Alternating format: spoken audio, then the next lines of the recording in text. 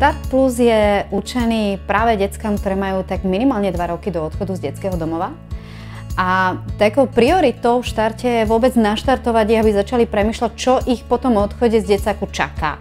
To, na čo sa prioritne zameriavame, je vôbec rozvoj také komunikačnej zručnosti, pretože to zisťujeme, že veľmi zlyháva. Mladí ľudia, ktorí sú v decáku, tak nevedia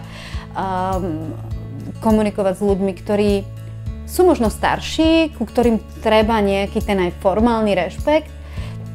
A často sa stáva, že ani nechcú komunikovať. Takže druhým tým krokom okrem komunikácie je vôbec iniciatívnosť a motivácia. Program je 2,5 ročný. Prečo 2,5 roka? Pracujeme s mladými, ktorí tie 2 roky minimálne majú pred sebou.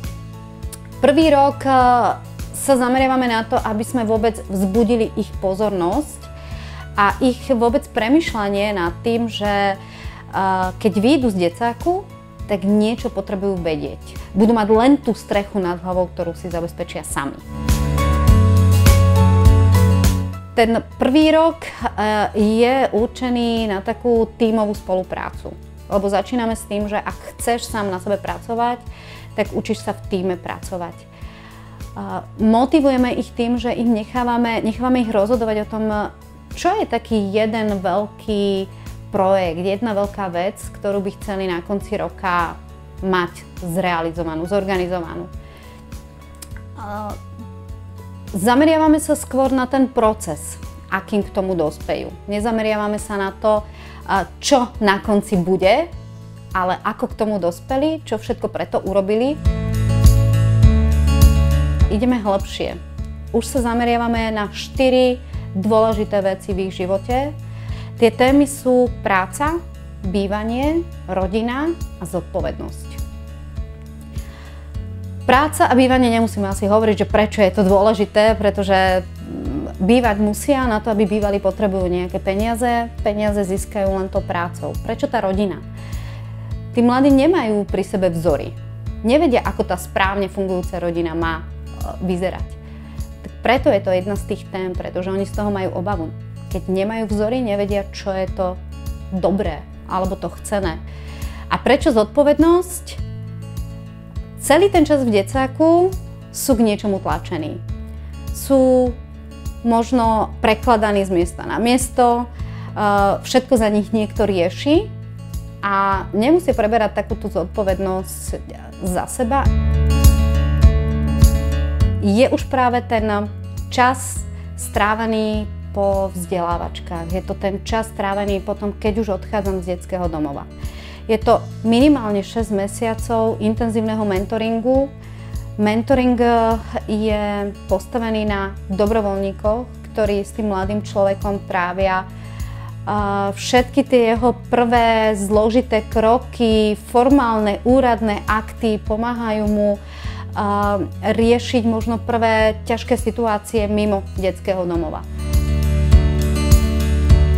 Dobrovoľníci sú pre nás veľmi dôležití partneri, vďaka ktorým sa nám darí naplniť tie výstupy, ktoré chceme.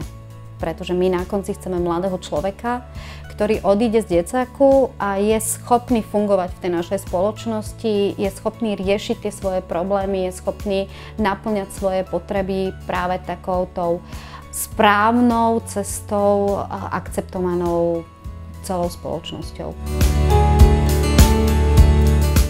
Naši dobrovoľníci by mali mať 3 základné predpoklady.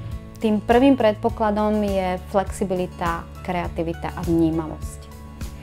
Druhým predpokladom je schopnosť nájsť si čas na mladého človeka a nájsť si čas na prípravu na to, aby mohol byť dobrým a kvalitným dobrovoľníkom. A tretí predpoklad je, že musí byť mladý duchom. Mal by vedieť, čo mladí ľudia potrebujú a mal by byť schopný porozumieť ich potrebám práve v tom veku, v ktorom sa oni nachádzajú. To sú predpoklady, ktoré očakávame našich dobrovoľníkov. Všetko ostatné už je len na nás, akým spôsobom mu dáme tú prípravu aj podporu tak, aby ten svoj dobrovoľnícky potenciál naozaj mohol využiť a prispieť k tomu, že tých našich mladých ľudí bude rozvíjať. Pre mňa je body naplnenie takej vnútornej misie. Pretože ja verím, že každý jeden mladý človek má potenciál a verím, že decká si nevybrali ani spôsob, akým chcú prísť na svet, ani rodinu, do ktorej sa narodili. A ja verím, že ak budú mať pri sebe správnych ľudí v správnu chvíľu, tak im dokážeme pomôcť nabehnúť na takú správnu cestu životom.